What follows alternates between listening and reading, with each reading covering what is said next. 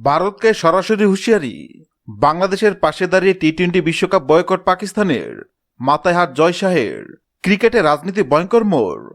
ভারতের হুমকির পরও পিছু হটেনি পাকিস্তান, বরং বাংলাদেশের পাশে দাঁড়িয়ে টি-20 বিশ্বকাপ বয়কটের কঠিন সিদ্ধান্ত নিয়েছে পিসিবি। সেখানে পরিষ্কার বার্তা, পাকিস্তান বিশ্বকাপ বয়কট করলে দল পুরোপুরি সমর্থন দিবে। বাবর শাহিনরা জানিয়ে দিয়েছেন, বাংলাদেশের ক্রিকেটাররা আমাদের ভাই, তাদের অপমান করা হলে অন্যায় সামনে মাথা নত করব না। এদিকে ভারত একা হয়ে পড়েছে।